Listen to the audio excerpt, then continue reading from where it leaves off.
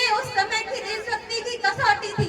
उसके बाद 62, 65 और 71 के युद्धों में अपना सुहाग गंवा देने वाली महिलाएं, जब घर के हालात ये हो जाया करते थे कि प्यार भी भरपूर गया, मांग का सिंदूर गया, प्यार भी भरपूर गया, मांग का सिंदूर गया, नन्हे नौनिहालों की लंगोटियां चली गई, छोटी छोटी बेटियों की चोटियां चली गई, बाप की कमाई गई, भाई की पढ़ाई गई, बाप की कमाई गई, भाई की पढ़ाई गई।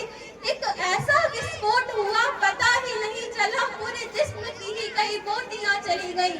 आपके लिए तो साहबिक आदमी गया है, आपके लिए तो साहबिक आदमी गया है, लेकिन मेरे घर की तो रोटियां चली गई, रोटियां चली गई।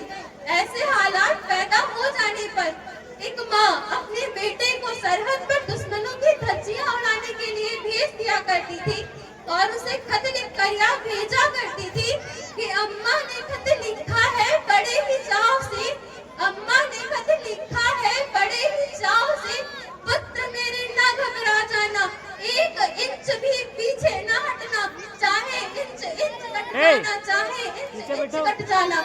इस तरह पूरा परिवार अपनी देशभक्ति साबित कर रहा होता था। तब देश बलिदान मांगता था, तब देश मर जाने को कहता था, तब देश मिट जाने को कहता था। लेकिन आज देश मर जाने को नहीं कहता, मिट जाने को नहीं कहता, बल्कि सच्चे अर्थों में जो व्यक्ति अपना काम पूरी ईमानदारी, मेहनत और लगन से करता है, यही सच्ची देशभक्ति है। मैं नहीं मानती कि व्हाट्सएप, फेसबुक और इंस्टाग्राम के डीपी को 3 रंग में रंग देना ही देशभक्ति है।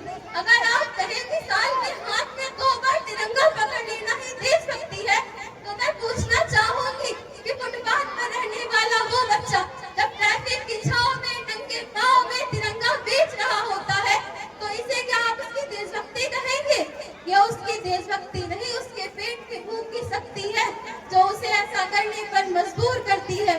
क्योंकि जो ना मस्जिद को जानते हैं, न सिवालों को जानते हैं, ना मस्जिद को जानते हैं, न सिवालों को जानते हैं, जो पेट के भूखे होते हैं ना, जो पेट के भूखे होते हैं ना, वो सिर्फ भोजन के निवालों को जानते हैं। अपने देश, अपने समाज, अपने राष्ट्र के लिए समर्पण का भाव है देशभक्ति, और हर देशद्रोही के जीवन में आने वाला तूफान है हमारी सच्ची देशभक्ति, ताकि हर देशद्रोही समझ सके कि अगर तो परिंदा है तो ये आसमान तेरा है, अगर तो परिंदा है तो ये आसमान तेरा है, अगर तो दरिंदा है तो ये शमशान तेरा है। भाईचारे से रहना है तो रहे इस जहान में, भाईचारे से रहना है तो रहे इस जहान में, वरना ये कब्र भी तेरी है और ये कब्रिस्तान तेरा है, वरना ये कब्र भी तेरी है और ये कब्रिस्तान तेरा है। एक देशभक्ति तो तब आबाद होती है जब अब एक बेटा अपने बूढ़े माँ बाप को वृद्धाश्रम की चौखट पर छोड़ आता है। कहाँ उठती है वो देशभक्ति जो मुसीबत में फंसे लोगों की जान बचाने से ज्यादा लोग सेल्फी लेकर अपने लाइक बनाने में लगे होते हैं। कहाँ उठती है वो देशभक्ति जो मुसीबत में फंसे लोगों की जान बचाने से ज्यादा लोग सेल्फी लेकर अपने लाइक बनाने में लगे होते हैं। कोई हुआ जिसके ऊपर जिम्मेदारी थी अपने राष्ट्र, अपने समाज, अपने देश की आशाओं को बांधे रखने की, आज वही नहीं हुआ। 4x4 इंच की छोटी सी स्क्रीन पर अपनी कोमल उंगलियों के घर्षण मात्र से अपनी भावनाओं की इमोजी खोज रहा है।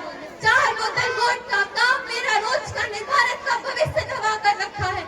हम ना एक ऐसे समाज में जीते हैं, हम ना एक ऐसे समाज में जीते हैं जहाँ लड़कों से बात करता देख भाई हटकाते हैं, लड़कों से बात